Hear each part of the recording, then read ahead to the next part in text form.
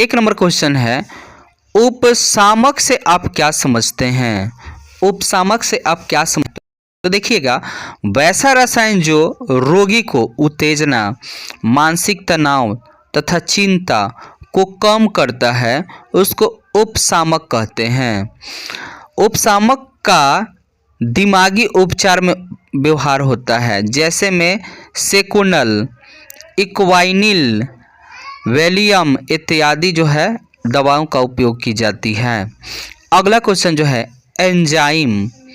Enzyme क्या होता है? तो एंजाइम प्रोटीन के जटिल अणु है जो जीवित कोशिकाओं में होने वाले अभिक्रियाओं के लिए उत्प्रेरक का कार्य करता है। चलिए अगला क्वेश्चन जो है, बेकेलाइट पर संक्षिप्त नोट लिखें। बेकेलाइट पर संक्षिप्त नोट लिखें। तो बेकलैंड नामक वैज्ञानिक ने इसे सर्वप्रथम बनाया था। फिनॉल को क्षार या अम्ल की उपस्थिति में फॉर्मल्डिहाइड के साथ अभिक्रिया कराने पर बेकेलाइट बनता है। यह विद्युत एवं ऊष्मा प्रतिरोधी होती है। इसका उपयोग विद्युत उपकरण तथा खाना पकाने के बर्तनों के हैंडल और विद्युत प्लेट, बिजली के प्लग, स्विच इत्यादि बनाने में किया जाता है। चलिए अगला क्वेश्चन जो है, टिंडल प्रभाव किसे कहते हैं? टिंडल प्रभाव, तो जब किसी प्रकाश पुंज को कोलाइडी विलयन से होकर गुजारते हैं तो कोलाइडी विलयन के कण प्रकाश का प्रकीर्णन करता है, तो इस घटना को टिंडल प्रभाव कहा जाता है।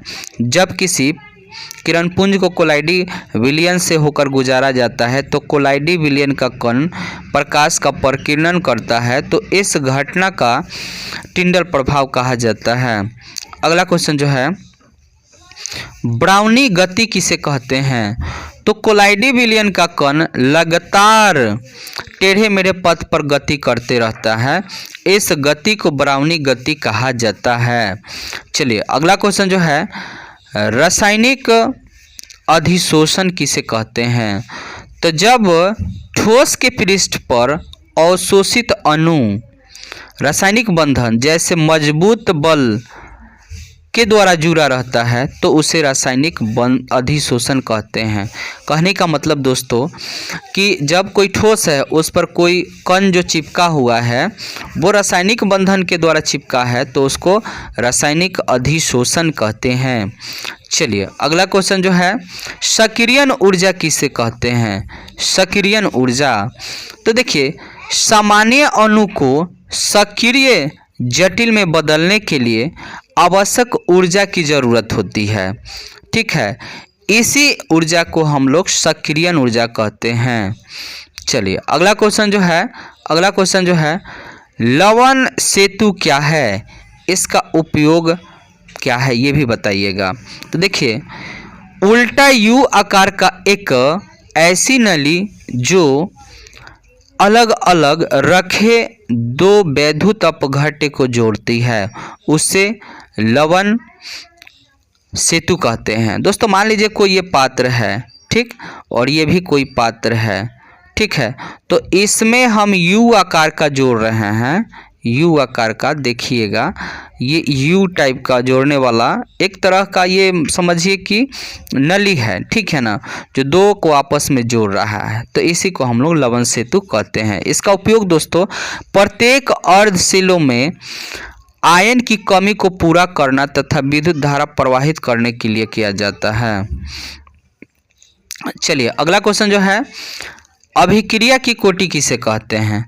तो वे समीकरण में प्रयुक्त साधारण पदों के घातों के योगफल को अभिक्रिया की कोटि कहा जाता है। कहने का मतलब दोस्तों मान लीजिए ये a है तो इस पर पावर x है, इनटू ये b है तो इस पर पावर जो है y है, तो क्या ये इनको योग मतलब यहाँ पर प्लस डाल दीजिएगा, इनके योग को ही हम लोग क्या कहते हैं?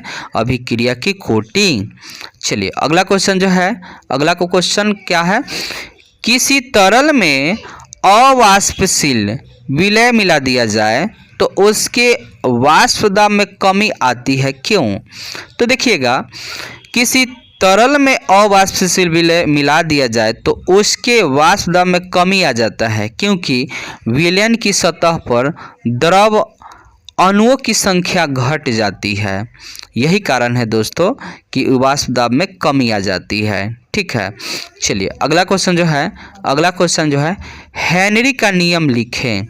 तो किसी द्रव में यानी पानी में यानी लिक्विड में किसी गैस की विलयता गैस के दाब के सीधा समानुपाती होता है, इसी को हेनरी के नियम कहा जाता है। चलिए अगला क्वेश्चन जो है अनुसंख्य गुणधर्म क्या है? तो विलयन का अनुसंख्या गुणधर्म वह है जो विलयन में उपस्थित विलय की कणों की संख्या पर निर्भर करता है, न कि विलय की प्रकृति पर। चलिए अगला क्वेश्चन जो है क्रिस्टल दोष। क्रिस्टल दोष किसको कहते हैं? क्रिस्टल जालक में से किसी कण के गायब हो जाना या उसके क्रिस्टल के अंतराली स्थान में चले जाने से क्रिस्टल में अपूर्णता या दोष उत्पन्न हो जाता है, इसी को क्रिस्टल दोष कहा जाता है। कहने का मतलब दोस्तों, मान लीजिए यहाँ पर कुछ है और यहाँ से ये गायब हो जाना क्या कहलाएगा? क्रिस्टल दोष कहलाएगा। ठीक है, अगला क्वेश्चन जो है राउल्ट के नियम को लिखें। तो वाष्प दाब का अपेक्षिक अवनमन विलय के मोल प्रभाज के बराबर होता है, उसी को राउल्ट के नियम कहा जाता है।